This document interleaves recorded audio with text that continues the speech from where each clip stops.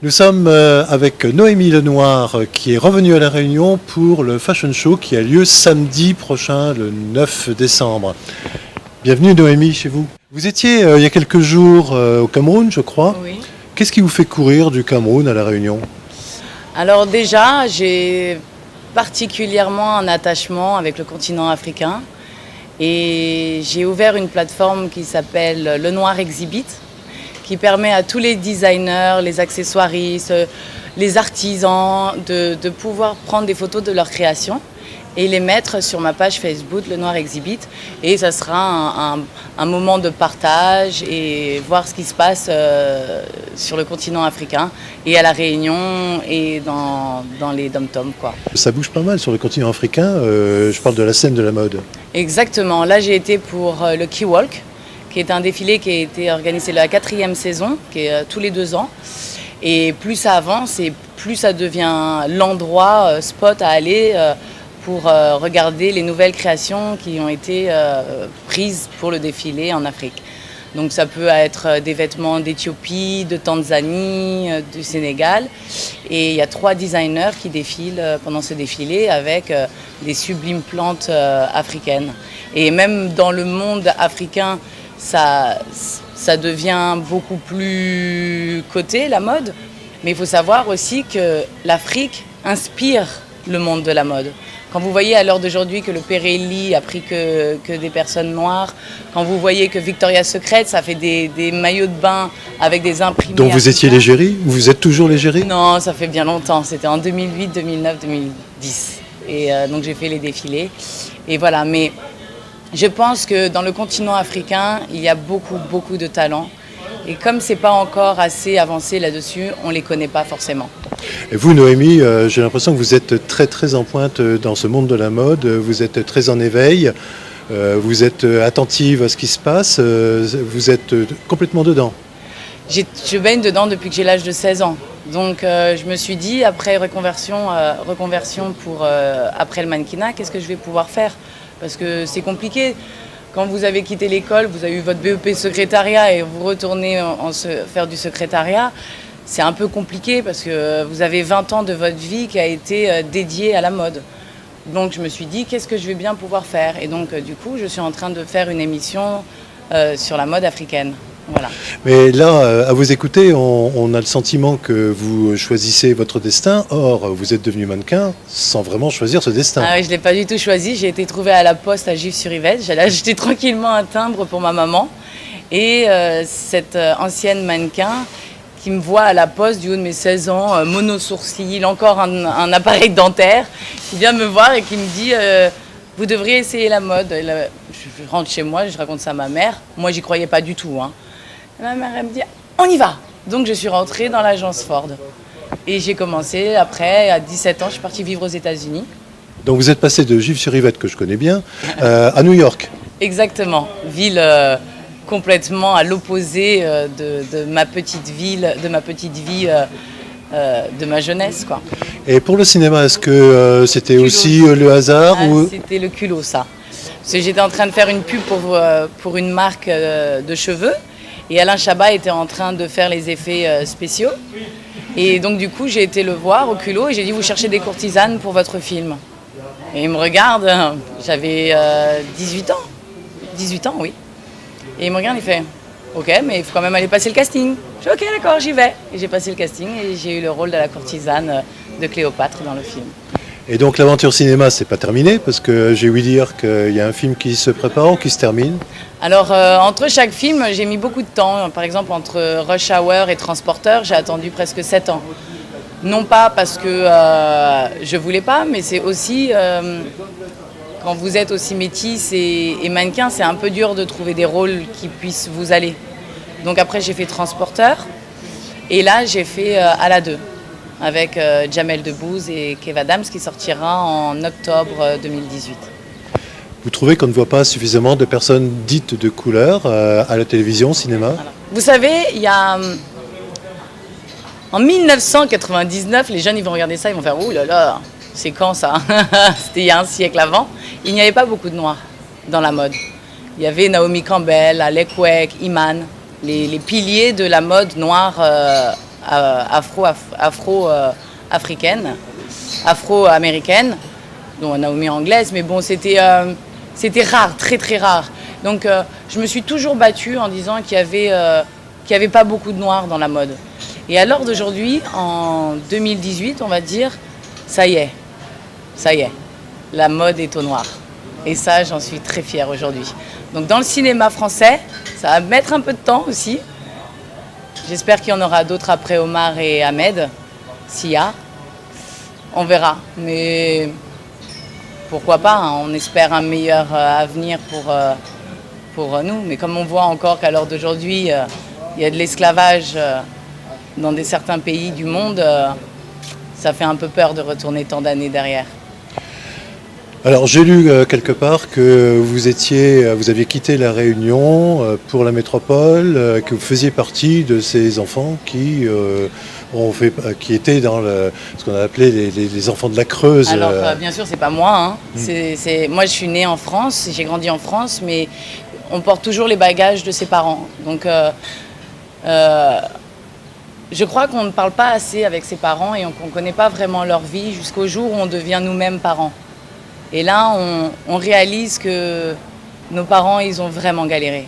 Et ce jour où je me souviendrai, c'était il y a 4 ans, je regarde un reportage à la télé et je vois les enfants de la Creuse. Les enfants venus à La Réunion entre l'âge de 0 de 6 mois à 16, 17, 18 ans, qui arrivaient un peu forcés, arrachés à leur famille pour, on va dire, remplir la France.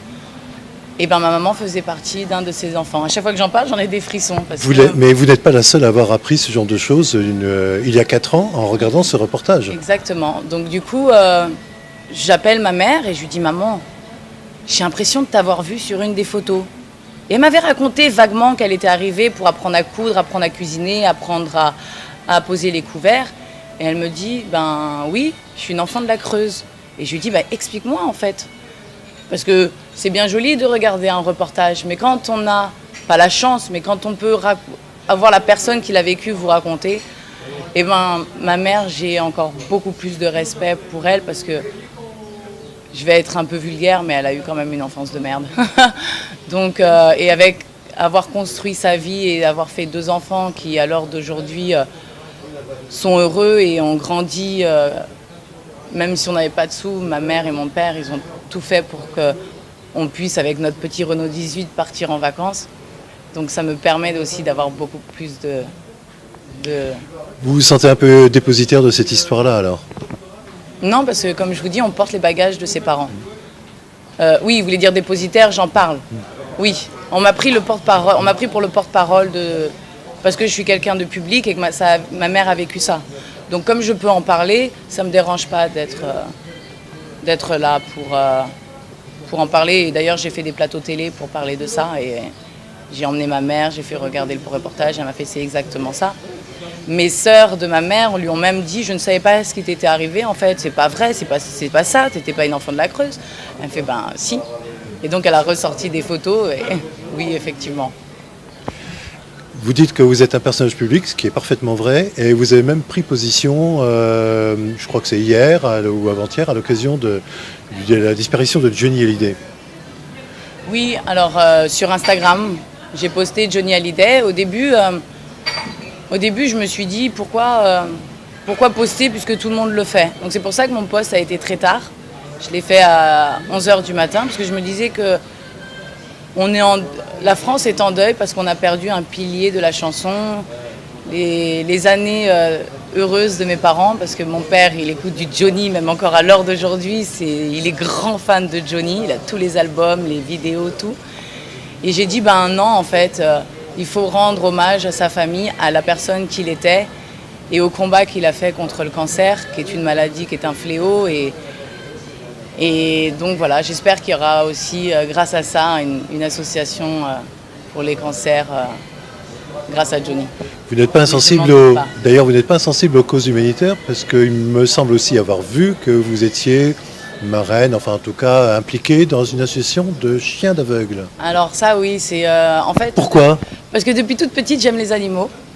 Et j'ai toujours été impressionnée par les chiens auxquels on peut apprendre une cinquantaine, soixantaine de mots.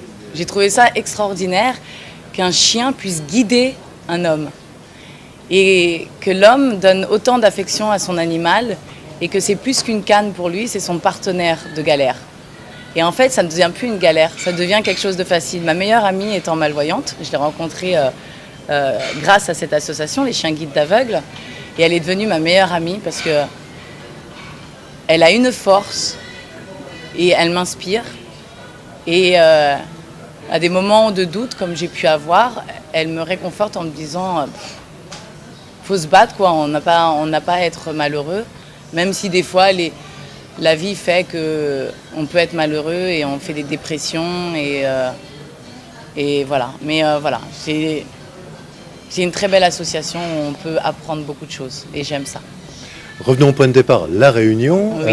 Et ce fashion show auquel vous participez, vous allez être la marraine, je ne sais pas comment on dit.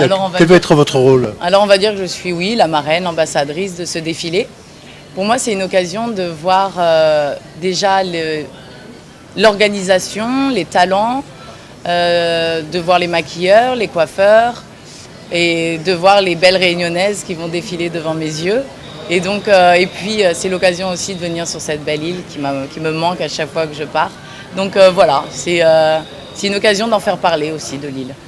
Parce que je pense qu'il y a beaucoup de reportages négatifs sur la Réunion et c'est bien dommage. Parce que ça va, les requins, oui, mais les requins, ça a toujours été. Depuis que je suis toute petite, ma grand-mère, à l'âge de 12 ans, elle m'interdisait d'aller me baigner dans la mer. Donc c'est bon.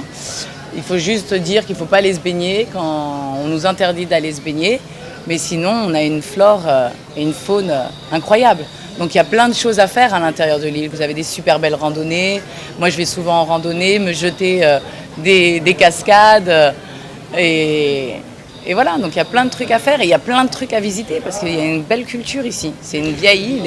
Et vous parlez en excellente ambassadrice de La Réunion. Bah oui, depuis le temps que je viens ici, j'ai lu même des livres sur la Réunion. Donc je m'instruis, je vois combien il y a de population, comment je vois combien il y a de chômage. Et ça m'attriste parce que c'est quand même un pays où il y a plein de matières premières et je ne comprends pas qu'on puisse fermer des usines. Alors est-ce que...